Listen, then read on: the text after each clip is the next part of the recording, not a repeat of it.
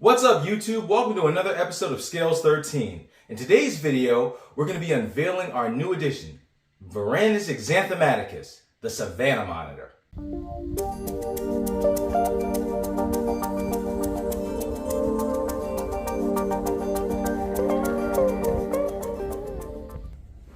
Alright, so I know what some of you were thinking. Wow, Scales, a Savanna Monitor? Why do you want one of those? Well, we'll start off with the backstory of this animal and why I decided to officially adopt this animal and bring it into my collection, if that's what you want to call it, right?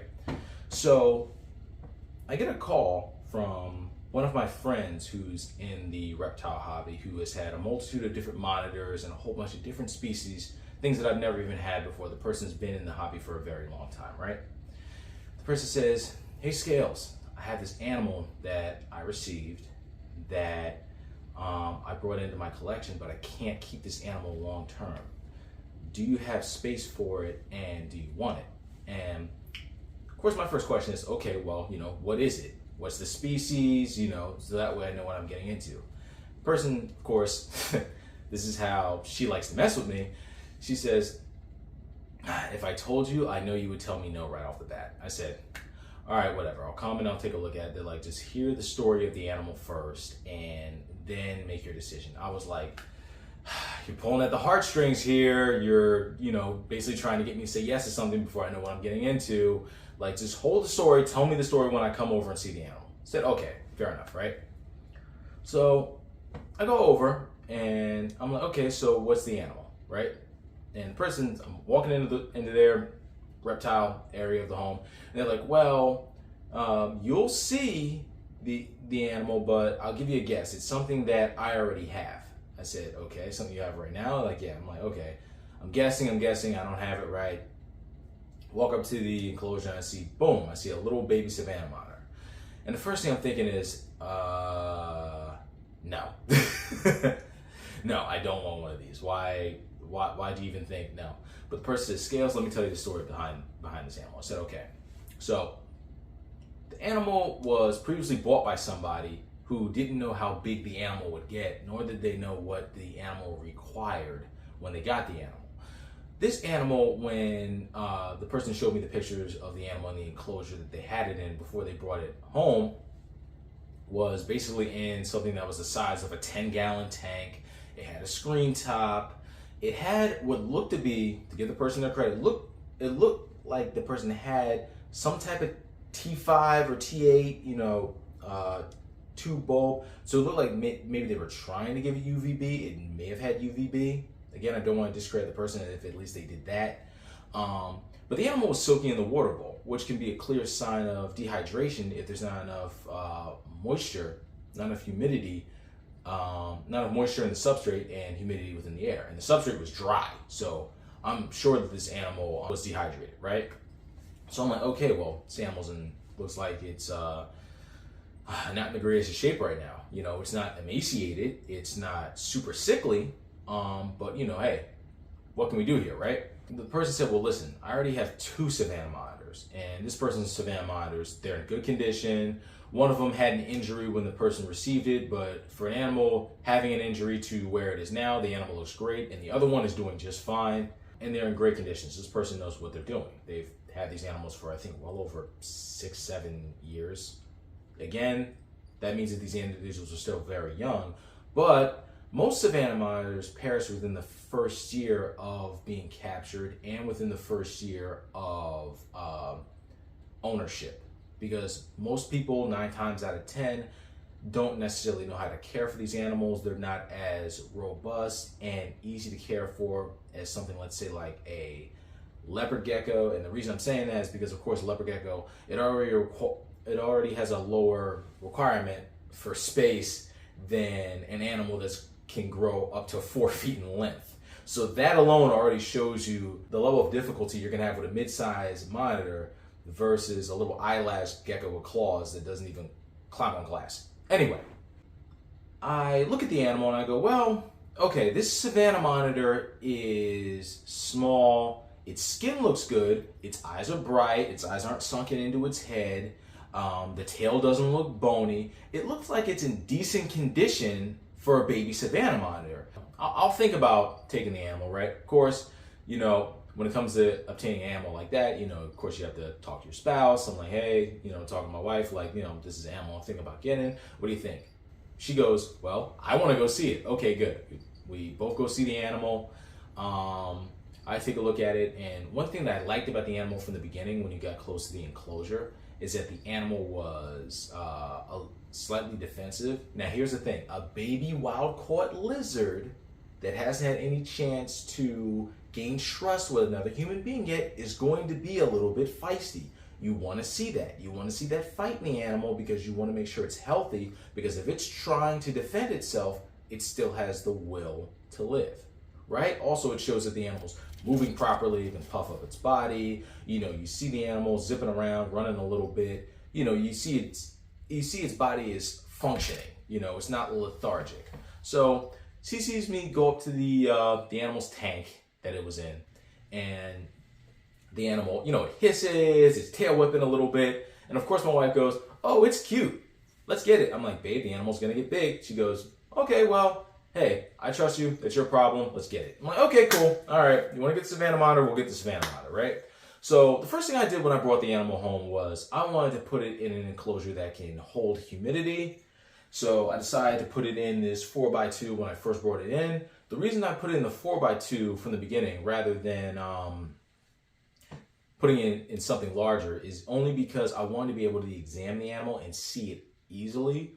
And the thing is, I did add plenty of hides so that way the animal would feel secure. But if I put it in an enclosure that was much larger than this, with of course adding the hides the animal needs for security, there's a chance I would probably never see it. And unless I dug through the enclosure on a daily basis, there's a chance that the animal could possibly get sick and perish. And then if that were to happen, I wouldn't even know whether the animal's still alive anymore or if it was in a situation where it was going downhill. So I put it in this for now just to make sure that the animal was easily viewable on a day-to-day basis, so that way I can look at how the animal's doing. And since I've obtained the animal has grown quite a bit. The animal is walking nice and tall, has a nice strong body structure. Its gait looks proper. The animal's not putting on too much weight, but at this stage in the animal's life, I'm not too worried about the animal becoming too fat or too skinny. Yet again, I'm not power feeding the animal. The animal is eating quite often, but of course, with the animal being a Savannah Monitor in the UK and other areas of Europe, they call them the Boss Monitor. It's pretty well known that the Boss Monitor at this point is, of course, an insectivore, or if not a complete insectivore, the majority of what the animal's diet consists of is insects, and depending on what it will come across in the wild, probably anything that moves, because, of course, with it being a predator and of course, with the animal being a predator, a pretty large predator, it's probably just going to eat just about anything that moves that it can recognize as prey. But the majority of what it's going to eat out in the wild is insects. So the animal's eating an insect diet right now, consisting of crickets, dubia roaches. Once in a while, I'll give it a mealworm or two, but not too many. And it's also getting... It hasn't had grasshoppers yet, only because the grasshoppers that I have are a little large, and I want to wait until I get some smaller ones before I start feeding those off. But so far, the animal's doing quite well. And the reason that most people don't get Savannah Monitors, for obvious reasons, for those of us who know about the species, but for those of us who don't, I'm going to explain that right now. So the reason that most people don't get Savannah Monitors is because of the size. These animals can grow up to and well beyond 4 feet long. With that being said, you need a big enclosure. If you want to get a commercially available enclosure, those are going to cost you a couple grand just to have the enclosure. Yet again, wild-caught specimens. There's a high chance that the animal may have came in with parasites. So if you're going to get a Savannah Monitor, think about bringing this into your collection or your home. I highly suggest, as soon as you get the animal in, you quarantine it from the rest of the animals, and you make sure that you deworm it and get it checked for parasites to make sure that not only the Savannah Monitor that you've acquired is not going to succumb to those parasites, but also so you don't give them to the rest of your animals in your collection. And that goes for not only Savannah Monitors, but any wild-caught specimen. So that's just little public announcement to the reptile community. Just be safe when it comes to that. But yeah, so you want to make sure you get the animal to a vet, get it checked out. These animals get quite large, like I said, so if the animal isn't handled properly, or if the animal hasn't gained trust with the owner, or even if the animal gains trust with the owner, but it just simply is just not having it some days. Some days animals just don't want to be messed with, and for whatever reason, let's say you need to change the water, you need to clean the enclosure, a bulb goes out, or let's say the fuse in one of your UVB fixtures busts and you have to go in the enclosure. Sometimes things happen, and since this animal isn't a cute little gecko, it's a mid-size monitor. If the animal was to bite or tail whip, it could do some damage. So with that being said, this animal isn't for all keepers, which is one of the reasons why I was hesitant about bringing one of these animals into my collection. So with all that being said, in case this animal doesn't gain a lot of trust with me, and just in case something happens, to be on the safe side, I have these. I always have tongues, but I actually have a pair of gloves too. Now, I know how some of you keepers are who hate gloves, and hear me out. It's better for me to have these and never need them than need them and never have them. And the reason for that is, and of course, one of my favorite reptile YouTubers said this a long time ago, there's nothing cute about tearing up your hands, especially when you work in the professional world and you're coming in with scars and stuff all over your hands. It's no point, you know what I mean? So an animal like this, of course, is going to grow well beyond this 4x2. Right now, it is a baby. So in my opinion, since there's plenty of substrate in here for the animal to dig in, and since this enclosure is holding a sustainable amount of humidity, right now this is okay, but I am currently building a 8x4 for the animal in a separate space, so that way the animal will have a home that's even larger. So currently right now I only have the frame put together of that enclosure, but when that enclosure is finished and ready for the animal to move into the larger enclosure, you guys will see the finished product. But for now, since it's still in the building phase, I'm going to save that for later. But yeah, so these animals, so let's give a little background to the Savannah Monitor. So the Savannah Monitor can be found in the western and northern parts of Africa, south of the Sahara. So these animals exist in areas where there is tall grasslands, and you also see them in some areas that are more well planted, where you'll see the edges of forest and things like that. I don't know if you guys ever saw Dave Kaufman's video on Savannah monitors, Are We Keeping Them Correctly, where he traveled to Africa and he actually saw Savannah monitors in the wild, because in that video he shows you a Savannah monitor nest, and if you look at where the Savannah monitor nest was, it wasn't out in the desert that was completely covered by sand. It wasn't even in the drier areas of the grasslands. It looked like the area that the nest was located in was in a more woodsy area where you actually had trees and more greenery, more shrubs growing around it. And it looked like the mother picked that area to lay the eggs of the babies in. And what I tried to do when I made this enclosure, I tried to make this enclosure full of all the things you saw there. So you saw a lot of leaf litter, you saw plants growing in different places, you saw wood and down pieces of trees everywhere. And the reason I think that a Savannah monitor would choose an area like that to lay its eggs in, rather than an area that was more arid and had less ground cover, is because it gives the babies more areas to hide in. And also, the more plants and the more shrubbery you have, there's probably a plethora of insects for the little babies to hunt. So it's going to add security and food, and since it wasn't in a super hot area, it probably provided more humidity too on the ground level for the animals, versus the babies living on an area where you had dry, hard ground. So with that being said, I tried to replicate what I saw there in this enclosure, and from the pictures that I also saw on Google and different things you'll find in books and online and stuff, to give this animal a space where it would at least have something similar to where the animal originally came from. Now, of course, the way this animal story went, I'm pretty sure this animal is, of course, wild caught, because The person said that they got the animal for $50 originally when they bought the animal from a pet shop. And to me, that's like a red flag right there, where that's probably a wild caught animal, because the majority of people that sell Savannah monitors are not breeding Savannah monitors, especially in the United States. You'll find a couple of individuals that do sell Savannah monitors.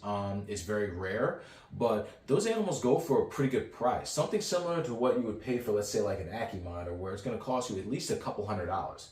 Why? Because people put time, they put energy into those animals. These animals are already, you know, like F4s, F5s, like the parents have already been well removed from the wild, and these animals are no longer being born with mass amount of parasites, and since they've been born in captivity, they have a higher chance of survival because they haven't had that rough travel from Africa over to the United States in transit, where they would have a tough time recovering and then adapting to being in captivity.